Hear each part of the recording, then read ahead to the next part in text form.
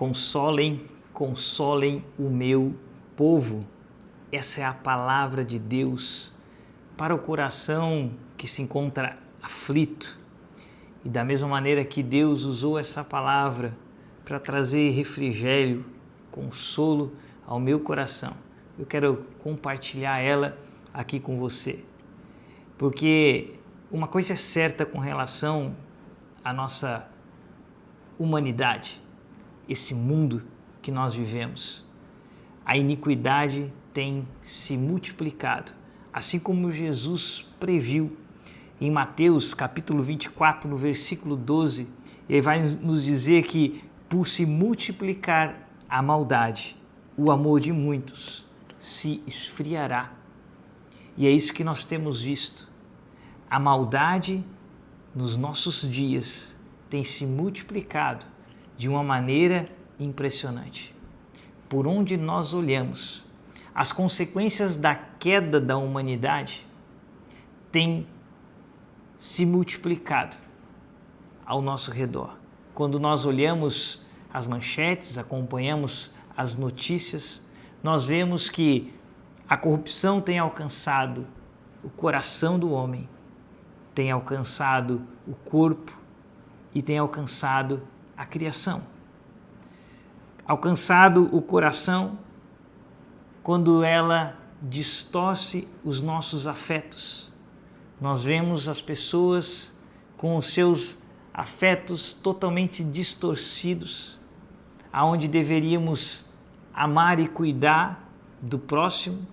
Maridos matam suas esposas, esposas matam seus maridos, pais se voltam contra filhos, filhos contra os pais.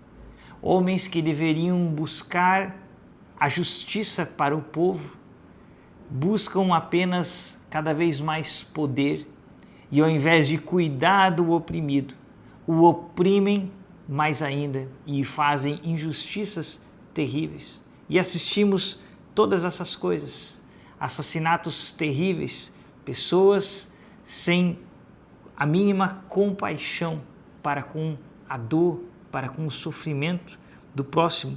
Temos assistido à corrupção do coração do homem se multiplicando a níveis assustadores. A corrupção, se não bastasse do coração do homem, o mundo caído corrompeu o nosso corpo. Nós estamos sujeitos às dores e aos sofrimentos e às doenças. Nós assistimos, às vezes, impotentes, um pai e uma mãe verem seu filhinho pequeno ter um diagnóstico de câncer, ver aquela criança sofrendo de maneira terrível e depois, às vezes, de uma luta de anos, ver aquela criança morrer, perdê-lo e ter os seus corações cheios de dúvida e de questionamentos. Por que Deus nos deu essa criança? Para permitir que depois ela fosse tirada de nós de uma maneira tão terrível e tão dolorosa como um câncer pode fazer, destruindo e matando uma criança aos poucos. Se não bastasse a corrupção que nós temos do coração do homem, do corpo do homem, nós temos a corrupção que afeta também a criação de Deus. A criação que se volta contra o próprio homem com terremotos, com tempestades, com tsunamis, coisas que destroem famílias, fazem com que alguém às vezes perca a sua família toda do dia para a noite, trazendo sofrimentos dos mais inimagináveis sobre a vida das pessoas, perdendo às vezes aquilo que elas trabalharam a vida toda para conquistar, perdendo em apenas alguns segundos, com um furacão, com um tornado. São tantos sofrimentos por causa da corrupção do coração, corrupção do nosso corpo, corrupção da criação. Vivemos num mundo caído desde Adão e essa corrupção só aumenta e, como nosso Jesus disse, ela se multiplica. E por causa disso, o amor de muitos se esfriará. E quando Jesus fala desse amor, ele está falando do amor para com Deus. O amor para com as coisas do reino de Deus. Ele vai se esfriando, porque toda essa corrupção faz com que nós, em nosso coração, começamos a duvidar que de fato há um Deus soberano, há um Deus bom e que se importa e que cuida de nós. E essa mensagem que Deus escreve para nós em Isaías capítulo 40, ela é justamente essa mensagem em meio à dor, em meio ao sofrimento, em meio às mais profundas questões com relação a Deus e a sua bondade. Isaías é uma carta muito especial. É uma carta escrita pelo profeta Isaías, onde ela tem 66 capítulos. E esses 66 capítulos muitas vezes são comparados com os 66 livros da Bíblia que nós temos. E você pode dividir o livro de Isaías exatamente como nós dividimos a Bíblia. Nós dividimos a Bíblia entre os 39 livros do Antigo Testamento e os 27 livros do Novo Testamento. E quando você pega os 39 primeiros capítulos de Isaías, você tem ali em Isaías um relato do aviso de Deus com relação às iniquidades do povo de Israel. Como que o povo de Judá, o reino ali do sul, como eles especialmente estavam se afastando da vontade de Deus, estavam deixando de adorar a Deus e seguindo outros ídolos, vivendo de forma errada, transgredindo a lei de Deus. E ele passa aqueles 39 capítulos mostrando ao povo, denunciando ao povo as suas iniquidades. Assim como na Bíblia, os 39 primeiros livros da Bíblia, Deus nos apresenta a sua lei, que nós vamos entender pelas Escrituras que a lei é como um espelho que mostra para nós a nossa iniquidade, a nossa incapacidade de vivermos de acordo com a perfeição de Deus. Então, esses 39 primeiros capítulos de Isaías, ele está expondo para o povo de Judá o quão pecador eles são e alertando e dizendo: o Senhor os castigará por causa dos seus corações obstinados, por causa da religiosidade de vocês.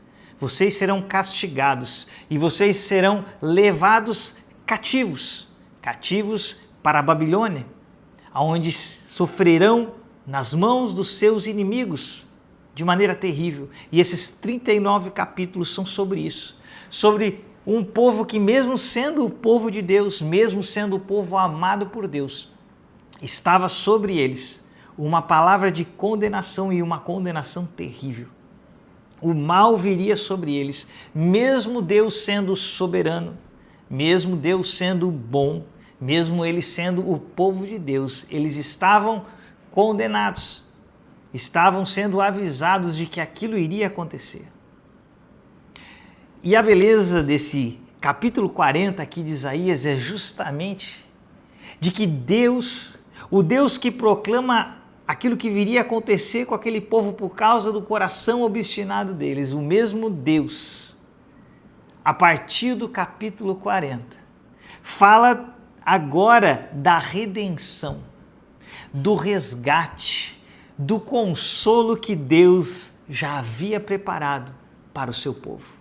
Porque mesmo esse povo virando as costas para Deus, mesmo esse povo ignorando a justiça de Deus, mesmo esse povo blasfemando contra Deus, seguindo outros ídolos, adorando outros deuses, mesmo assim, Deus já tem um plano perfeito traçado para resgatar o seu povo, para consolar o seu povo, para abraçá-lo novamente. E Isaías 40, assim como o Novo Testamento começa com um Salvador nascendo, o consolo nos sendo dado, a visitação de Deus sendo feita a essa terra tão perversa e tão afastada de Deus. Isaías 40 começa com essa palavra linda, dizendo: consolem, consolem o meu povo, diz o Deus de vocês. E Isaías continua dizendo: falem ao coração de Jerusalém e anunciem que o tempo da sua escravidão já acabou, que a sua iniquidade está perdoada e que ela já recebeu em dobro das mãos do Senhor por todos os seus pecados. Uma voz clama no deserto: preparem o caminho do Senhor, no ermo façam uma estrada reta para o nosso Deus. Todos os vales serão levantados e todos os montes e colinas serão rebaixados. O que é tortuoso será retificado e os lugares ásperos serão aplanados. A glória do Senhor se manifestará e toda a humanidade a verá, pois a boca do Senhor o disse. Veja aqui nesses versículos, o profeta Isaías começa a falar a palavra de Deus e Deus anunciando aquilo que nós sabemos de que aquele que clama no deserto, que era João Batista, que viria preparando o caminho para o Senhor. E no versículo 5 ele diz: a glória do Senhor se manifestará.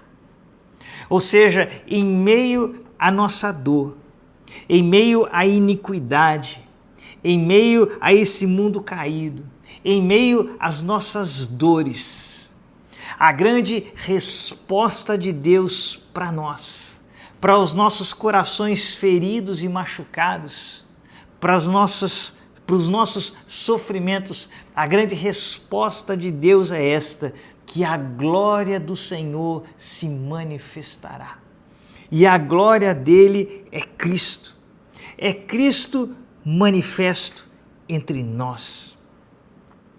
Quando Isaías vai falar no capítulo 53, ele vai falar justamente de quem Jesus é, de como todas as nossas iniquidades recaíram sobre ele. Quando Isaías fala no capítulo 53, no versículo 5, ele diz assim: mas esse Cristo, ele foi transpassado por causa das nossas transgressões. Ele foi esmagado por causa das nossas iniquidades.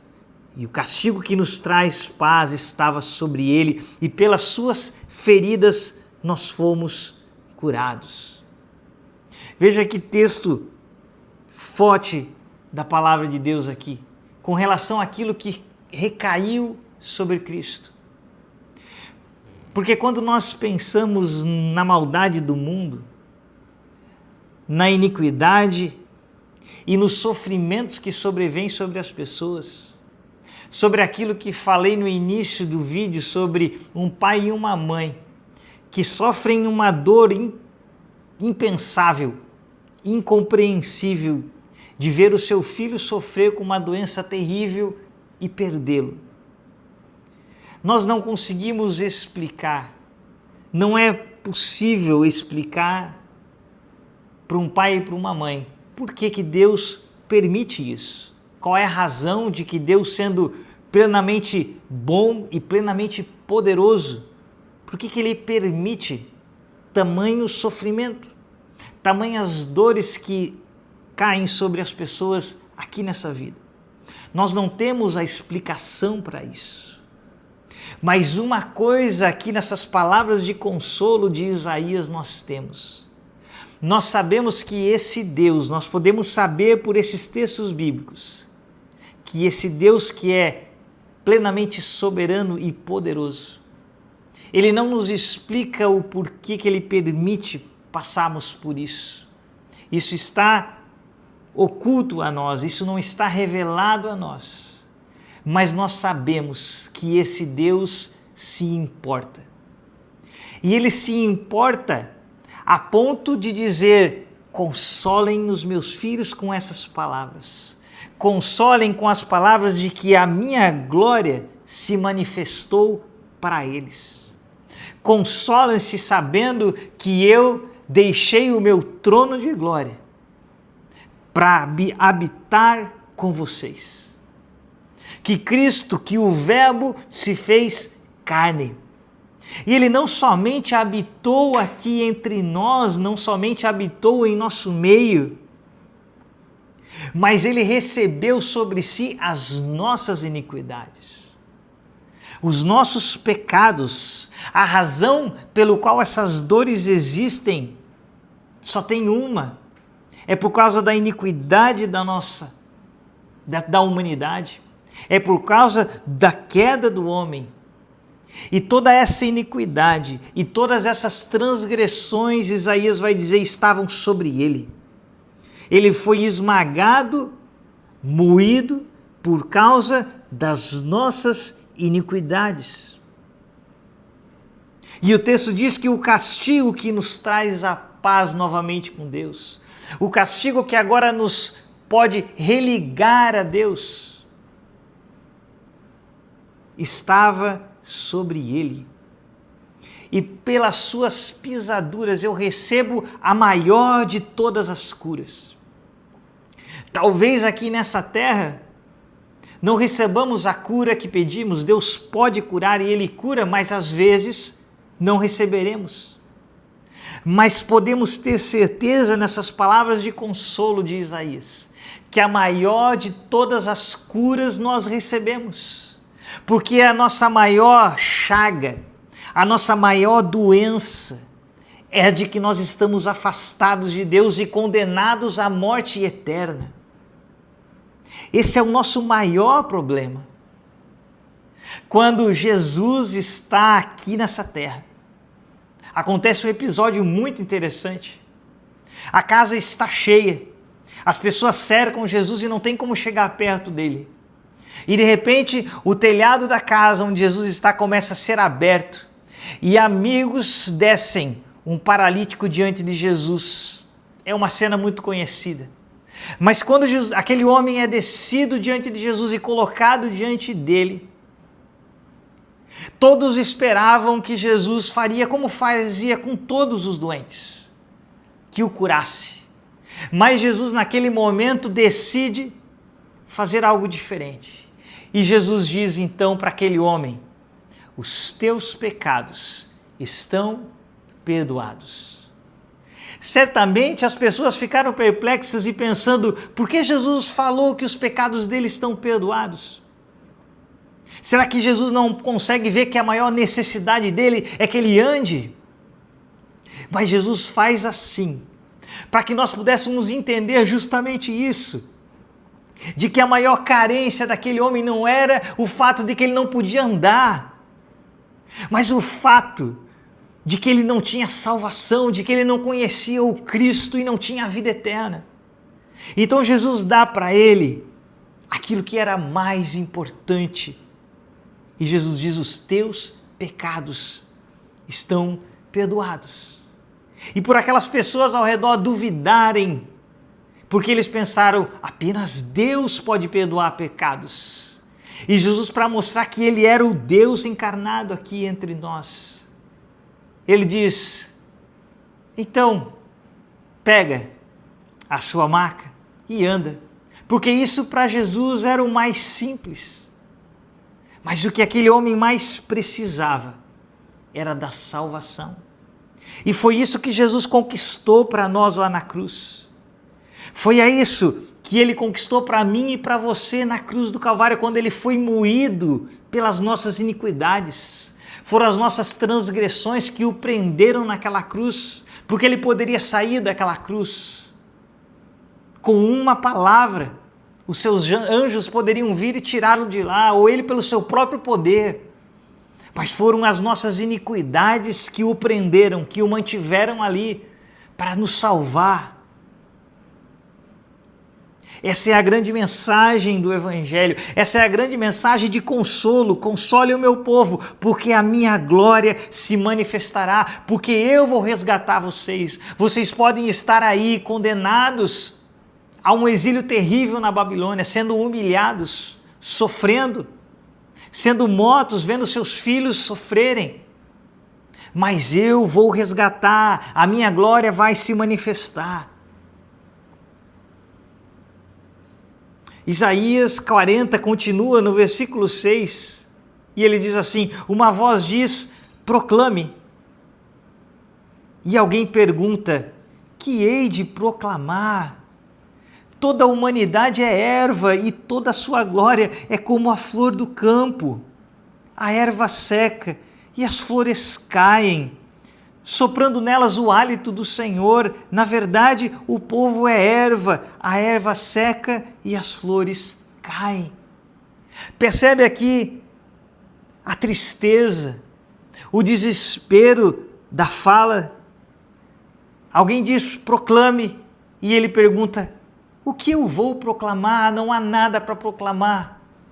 Eu olho para o lado, eu olho para as notícias, eu olho para esse mundo e vejo corrupção, homens maus, eu vejo tristeza, sofrimentos, doenças, eu vejo calamidades. O que eu hei de proclamar? Aonde há alegria?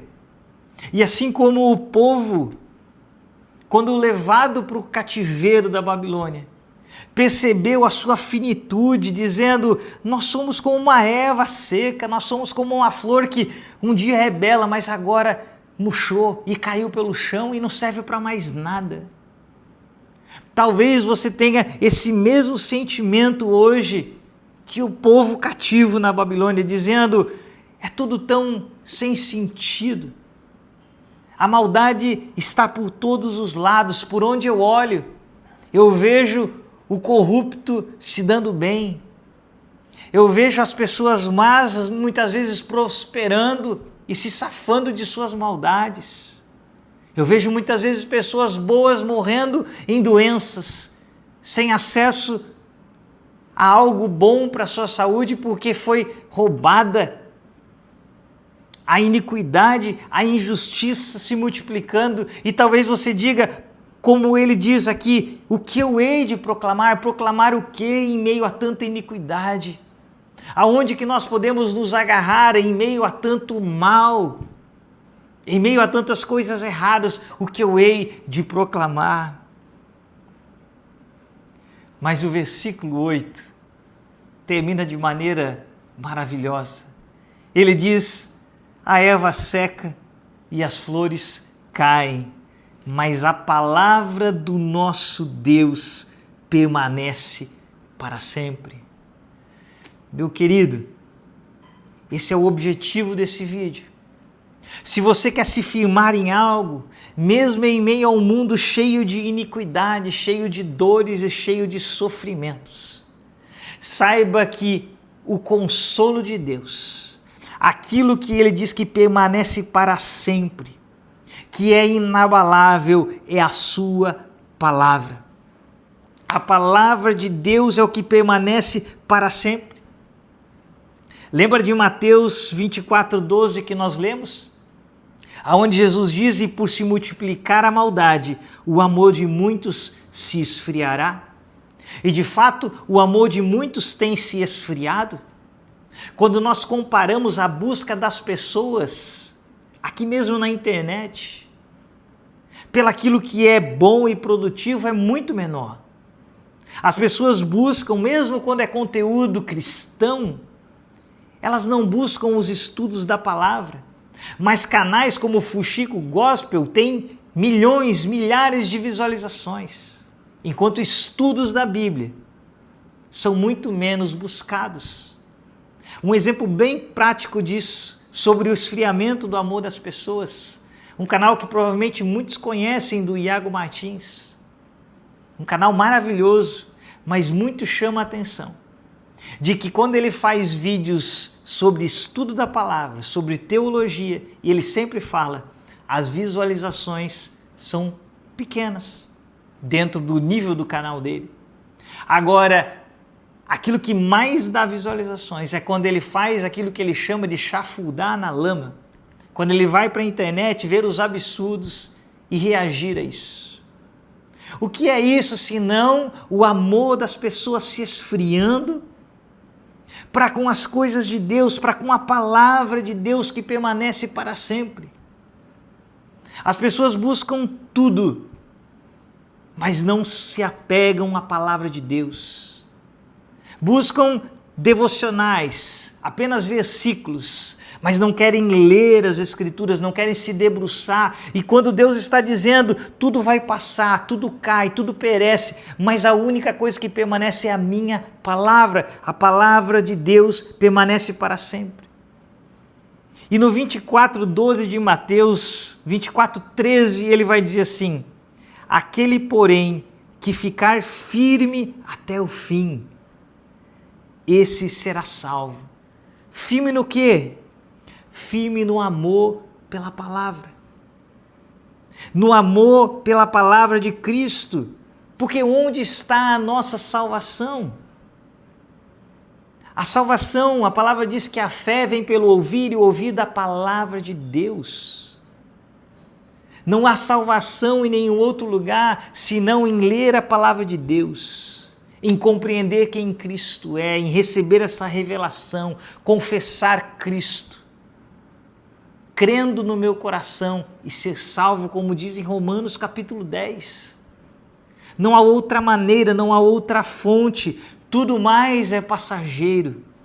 Mas a pergunta que eu faço a você: por que que nós insistimos em buscar consolo em tantas coisas? Por que buscamos constantemente consolo nos entretenimentos do mundo, naquilo que o mundo nos oferece? Por que amamos tanto o mundo, sendo que o mundo é tão corrompido?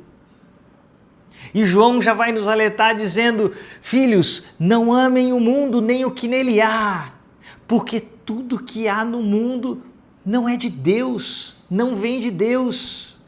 A concupiscência da carne, todas as coisas, a soberba da vida, nada disso vem de Deus. E por que insistimos em buscar estas coisas, aplicar nosso coração a essas coisas? Pessoas hoje que idolatram cantores do mundo gospel, não faz sentido. Nós estamos deixando a palavra de Deus, a palavra pura, o estudo das Escrituras em segundo plano e abraçando as coisas do mundo. E Deus diz para nós: consolem o meu povo. Digam para o meu povo que eu já lhes dei o meu melhor. Eu lhes dei o Cristo, o Filho, para que morresse na cruz, para que levasse sobre si as iniquidades, para que vocês fossem religados a mim, restaurados a mim, a minha paz eu vos dou. Essa é a grande mensagem de consolo do Senhor. Mas se nós queremos poder viver essa palavra, não existe um outro caminho, não existem atalhos que eu e você possamos tomar. Fiquemos com a palavra de Isaías 40, versículo 8. Tudo passa, as flores caem, a erva seca, mas a palavra do nosso Deus, ela permanece para sempre. Que nós possamos, como cristãos verdadeiros, abraçar a palavra de Deus, lermos ela por inteiro, pegarmos livros da Bíblia inteiros e ler, pegar Isaías e ler inteiros 66 versículos, 66 capítulos, quantas vezes forem necessários, até que aquela palavra entre no nosso coração. Lemos o Evangelho de João, lemos o Evangelho de Mateus inteiro, como nós lemos aqui, entender o contexto, entender a palavra, permitir que ela nos lave. Fazer aquilo que Colossenses capítulo 3, versículo 16 nos ensina: habite ricamente em vós a palavra de Cristo. Que nós paremos de buscar atalhos, que nós encontremos o consolo na palavra de Deus, pois em nenhum outro lugar nós encontraremos o consolo. Tudo mais passará, tudo mais passará, apenas a palavra do nosso Deus permanece para sempre. E a pergunta que fica: se nós estamos convencidos disso, Por que ainda insistimos em buscar tantas coisas e negligenciamos a palavra de Deus?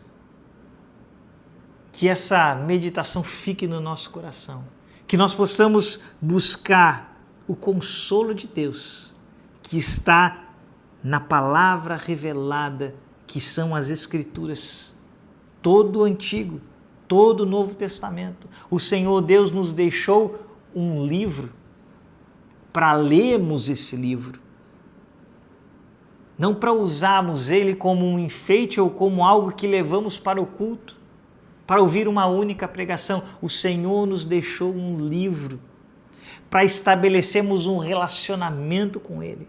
Um livro onde do início ao fim Ele fala de como Ele nos salvou, de como Ele nos resgatou das iniquidades, de como em Cristo Jesus Ele nos trouxe para perto, onde agora nós temos paz com Deus, mas nós precisamos ler esse livro. Precisamos compreender quem Jesus de fato é, a revelação de quem Ele é para nós, para que esse Evangelho sendo então revelado em nós, nós de fato possamos dizer, agora já não sou mais eu quem vivo, mas é Cristo quem vive em mim. Essa vida genuína no Evangelho só é gerada em um coração que de fato entendeu quem Cristo é. Porque se eu uso a Bíblia apenas como utensílio, se eu entendo Jesus apenas como um personagem das histórias de Natal, eu sou um religioso, eu sou um frequentador de igreja, mas eu não conheci o Cristo que transforma, o Cristo que traz vida, o Cristo que consola em todo o tempo, a consolação de Deus.